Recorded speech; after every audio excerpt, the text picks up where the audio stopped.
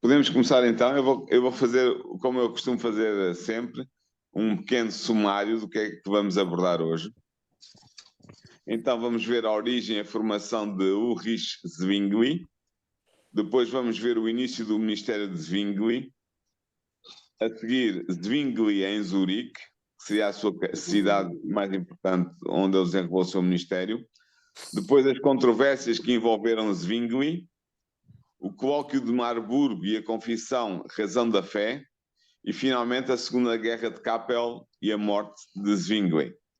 Vamos começar então pelo princípio. A origem e formação de Ulrich Zwingli. Quem foi este homem? Ulrich Zwingli nasceu em 1 de janeiro de 1484 em Wildhaus, numa cabana dos pastores nos Alpes. Ele era o terceiro de 9 filhos e foi criado entre as sublimes cenas das montanhas, o que impressionou a sua mente com um vivo senso da grandeza, do poder e da majestade de Deus. Sentado no colo da sua piedosa mãe, ele ouviu as preciosas histórias da Bíblia. Ora bem, o pai de Zwingli queria dar ao filho uma boa educação, pelo que o rapaz foi enviado com tenra idade para longe do seu vale natal. Aos 10 anos foi enviado para Basileia, para receber a educação secundária sob a direção do magistrado Gregory Bunzli. Aos 13 anos, Zwingli foi viver em Berna. Possuía então a mais distinta escola da Suíça.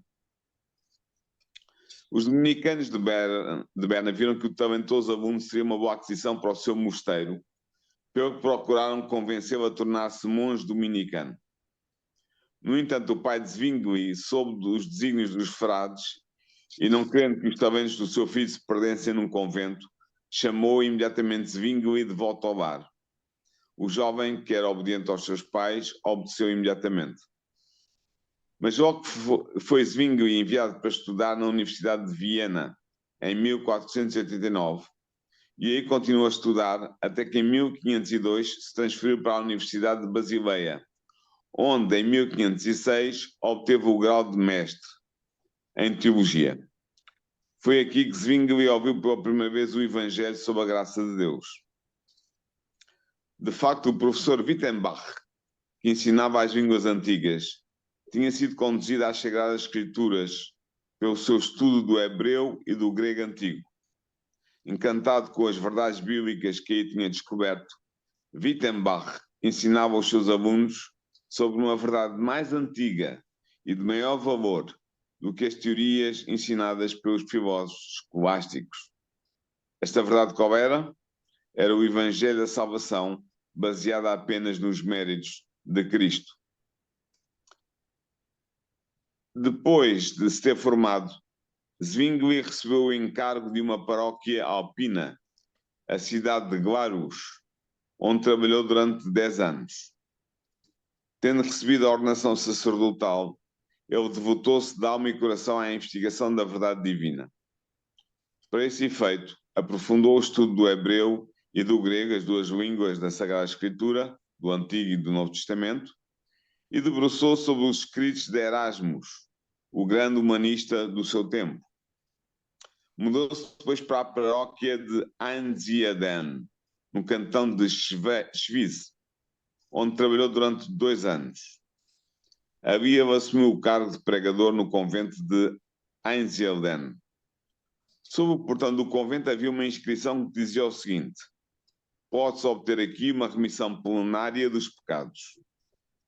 Movidos por este interesse, peregrinos de toda a Suíça e mesmo da França e da Alemanha afluíam para adorarem no Santuário da Virgem. Zwingli aproveitou a ocasião para proclamar a liberdade a estes cativos da superstição, ensinando-lhes a livre justificação pela fé em Cristo. Para muitos ouvintes, estas verdades não eram bem-vindas, mas para outros, a verdade da justificação em Cristo abria-lhes os olhos espirituais e era aceito de todo o coração. O número de peregrinos diminuiu drasticamente naquele lugar. Quanto mais ele investigava as Escrituras, mais percebia o contraste existente entre a revelação bíblica, por um lado, e as heresias de Roma, por outro. Assim, ele submeteu-se inteiramente à autoridade da Bíblia, enquanto palavra de Deus, concebendo que ela era o seu próprio intérprete e era também a única regra infalível para a fé e para a prática moral do cristão. Nos fins de 1518, o lugar de sacerdote do povo na Catedral de Grossmünster, em Zurique, ficou vago. Zwingli foi eleito para ocupar esse lugar e mudou-se permanentemente para a cidade de Zurique no dia 27 de dezembro de 1518. Zurique era então a cidade mais importante da Confederação Suíça, pelo que a influência exercida por Zwingli aqui, neste lugar, seria amplamente sentida por toda a Suíça. Como pregador da Catedral de Grossmünster, Zwingli começou a pregar sobre a vida de Cristo a partir do Evangelho de Mateus, lendo o texto sagrado e oferecendo a sua interpretação. Por volta de 1520, Zwingli estava já na posse de boa parte das verdades evangélicas, sem ter recebido qualquer influência de Lutero. Se Lutero prega sobre Cristo, disse o reformador suíço, ele faz o que eu estou também a fazer. Zwingli começou então a pregar contra a corrupção moral e doutrinal da Igreja de Roma. Grandes multidões enchiam a catedral para ouvi-lo. Ele não pregava apenas a oferta divina da salvação gratuita, mas também censurava a corrupção moral do seu tempo. Quando Deus estava a preparar-se para romper os grilhões da ignorância e da superstição, é então que Satanás opera com grande poder para envolver os homens em escuridão e para apertar ainda mais as suas algemas.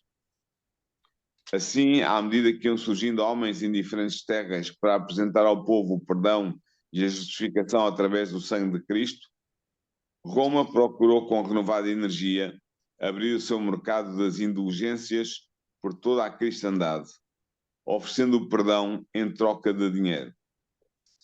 E assim avançaram os dois movimentos. Por um lado, um oferecendo perdão dos pecados por dinheiro. Por outro lado, o outro oferecendo o perdão dos pecados através de Cristo. Por um lado, Roma licenciando o pecado e fazendo dele fonte de receitas. Por outro lado, os reformadores condenando o pecado e apontando para Cristo como Redentor e Salvador. Tal como ocorrera na Alemanha, também na Suíça, Roma promoveu a venda de indulgências para financiar a construção da Basílica de São Pedro. Estas indulgências eram documentos que eram passados pelas autoridades de Roma para garantir às pessoas o perdão dos pecados e também a isenção de qualquer necessidade de penitência.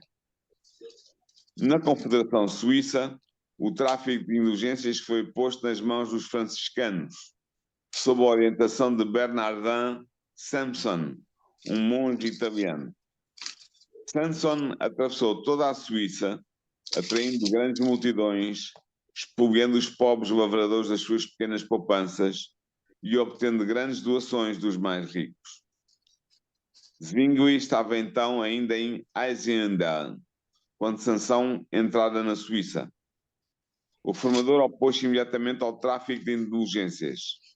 E de tal forma o protesto de Zwingli foi eficaz que o monge Sansom em breve teve que procurar outras paragens. Em Zurique, Zwingli pregou zelosamente contra a venda de indulgências. Quando em janeiro de 1519 Sanson se aproximou da cidade, saiu ao encontro o mensageiro do Conselho Governador de Zurique com uma intimação para que ele não entrasse na cidade. Ele foi obrigado a obedecer e partiu de Zurique sem vender uma única indulgência, graças à influência de Zwingli. Um grande ímpeto foi dado à reforma com o surgimento da peste que varreu a Suíça em 1519. Esta peste viria a matar uma em cada 4 pessoas.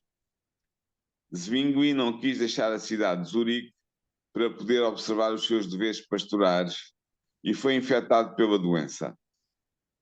Ele ficou tão doente que se perderam quaisquer esperanças de vir a recuperar a vida e a saúde, tendo mesmo circulado o rumor de que tinha morrido. Mas nesta hora adversa, a sua coragem e a sua determinação ficaram inabaláveis. Quando ele conseguiu recuperar a sua determinação de pregar o Evangelho foi ainda maior, e as suas palavras exerceram sobre o povo de Zurique um poder ainda mais forte. O povo rejubilou, porque o seu pastor se tinha salvo da morte. Tendo tido um encontro com a peste mortal, o povo sentia como nunca o valor do Evangelho pregado por Zwingli. Tal era o interesse pela pregação de Zwingli que a Catedral de Zurique se enchia totalmente com as multidões que o vinham ouvir pregar. Passo a passo, lentamente, a reforma avançava em Zurique. Alarmados pelo sucesso do reformador, os defensores do papado levantaram-se em oposição. Repetidos ataques foram feitos contra Zwingli, pois o herege, como dizia Roma, devia ser silenciado.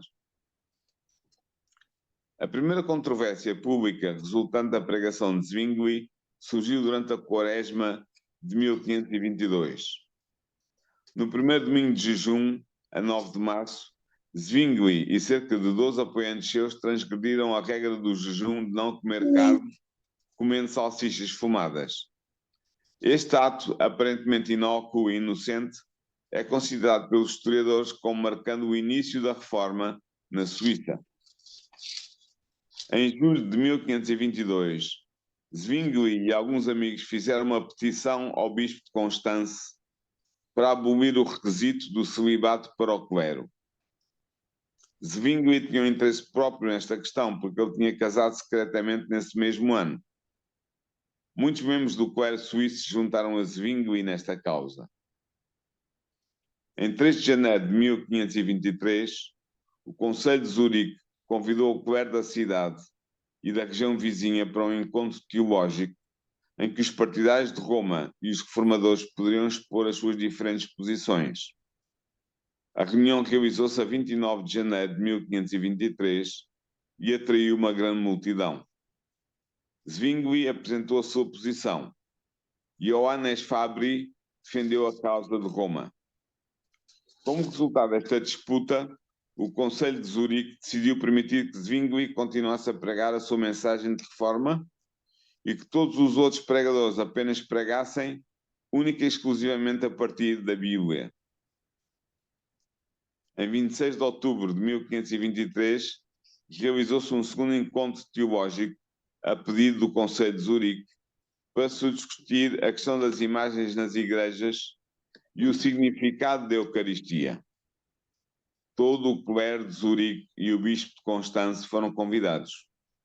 Mais uma vez, uma grande multidão esteve presente. Zwingli liderou a disputa do lado dos defensores da reforma.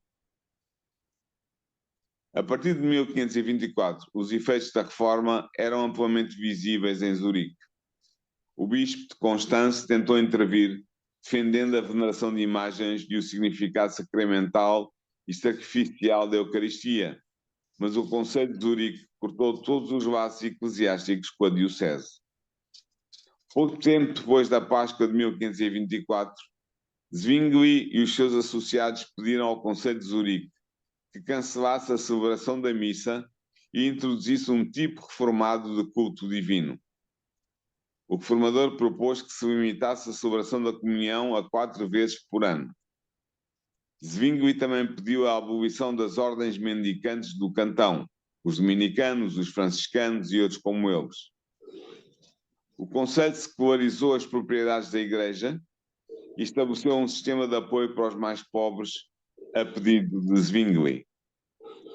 O reformador também empreendeu com os seus colaboradores a tradução da Bíblia para a língua do povo, e esta tradução ficou conhecida como sendo a Bíblia de Zurique.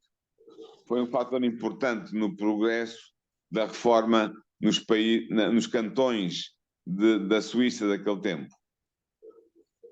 Entretanto, os responsáveis pelos cantões favoráveis a Roma propuseram que realizasse uma disputa teológica entre o Dr. Eck, que já tinha sido o campeão de Roma contra Lutero, e Zwingli. E assim, a 19 de maio de 1526, todos os cantões suíços enviaram representantes à cidade de Baden para assistirem ao confronto entre os romanistas e os reformadores. Eck liderava o Partido Católico e Ioannes Oecomampadius, de Basileia, representava o Partido da Reforma. Zwingli não estava presente porque o Conselho de Zurique proibiu o seu pastor de se expor ao perigo. No entanto, embora não estivesse presente na disputa teológica, a sua influência foi sentida, porque enquanto o debate prosseguia, Zwingli era informado diariamente sobre o teor da disputa e comunicava ao Ecolampadius as suas observações e sugestões. A disputa prosseguiu durante 18 dias. No fim da discussão, a maioria dos representantes dos cantões puseram-se do lado de Roma, tendo a dieta da Confederação Suíça decidido contra Zwingli e contra os reformadores. No entanto, os cantões de Berna, Basileia, Schaffhausen e Zurique decidiram aderir à reforma. Segundo a decisão da dieta, Zwingli devia ser excomungado da Igreja e banido do território da Confederação Suíça. Entretanto, Zwingli continuou a fazer avançar a reforma e a desenvolver as suas ideias teológicas. Surgiu então um desacordo entre Lutero, por um lado, e Zwingli, por outro, sobre a interpretação da Eucaristia, da Santa Ceia. Zwingli entendia que o pão e o vinho da Eucaristia eram apenas símbolos do corpo e do sangue de Cristo crucificado. Por outro lado, Lutero acreditava que nos emblemas se dava a presença real do sangue e do corpo de Cristo. Esta controvérsia continuou até 1528, data em que o reformador Martin Bucer procurou estabelecer um acordo teológico. Dado que o príncipe alemão Filipe de Hesse queria formar uma aliança política de todos os estados protestantes, ele convidou Lutero e Zwingli para virem discutir e resolver as suas diferenças na cidade de Marburgo. Zwingli e Oecomampadius aceitaram o convite, tal como fizeram Lutero e Melanchthon. Outros reformadores também estiveram presentes. O debate decorreu de 1 a 3 de outubro de 1528 e os resultados foram publicados nos 15 artigos de Marburgo. Foi assim que eles ficaram conhecidos, os 15 artigos de Marburgo. Os reformadores conseguiram alcançar um acordo em 14 dos 15 artigos, mas o 15º artigo estabelecia a sua divergência sobre a natureza da Eucaristia. Devido a este desacordo, foram formadas duas confissões protestantes diferentes, uma na Alemanha e outra na Suíça. Entretanto, o imperador Carlos V convidou todos os reformadores a estarem presentes na Dieta de Augsburgo, de modo a apresentarem as suas perspectivas sobre a fé cristã. Os luteranos apresentaram a Confissão de Augsburgo. Zwingli apresentou também uma confissão de fé com o título Razão da Fé, que explicava as suas crenças em 18 artigos, tendo como base o credo apostólico. Infelizmente, não foi possível um acordo entre Zwingli e Lutero, pelo que os reformadores permaneceram divididos. Entretanto, enquanto isto estava a decorrer, 5 dos cantões da Confederação Suíça tinham permanecido leais a Roma, associaram-se numa liga política. Zwingli criou também uma aliança política que reunia os cantões que tinham aderido à reforma. Em 9 de outubro de 1531, repentinamente, os 5 estados católicos declararam guerra a Zurique. O cantão de Zurique teve dificuldade em mobilizar um exército devido a divisões internas, pelo que a 11 de outubro, 3.500 soldados de Zurique defrontaram em Kappel cerca de 7.000 homens dos 5 estados católicos. Muitos pastores, incluindo Zwingli, estavam entre os soldados de Zurique. A batalha durou menos de uma hora. O exército de Zurique foi derrotado, tendo morrido mais de 500 homens. Zwingli também perdeu a vida. Tinha 47 anos. Era o dia 11 de outubro de 1531. No entanto, a obra de Zwingli não se perdeu. A reforma continua a progredir na Suíça, ao mesmo tempo que Lutero continuava a fazê-la avançar no Sacro Império Romano Germânico. E esta é a história do ministério e da vida e da obra de Zwingli, Ulrich Zwingli, um grande reformador, de que às vezes não se ouve falar muito, mas que foi crucial para o desenvolvimento da reforma nos cantões suíços que aderiram à doutrina protestante.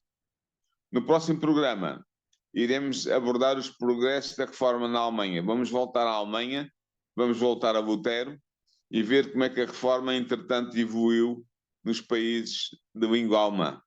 Estão todos convidados para a semana para continuarmos a estudar a obra de Lutero na Alemanha.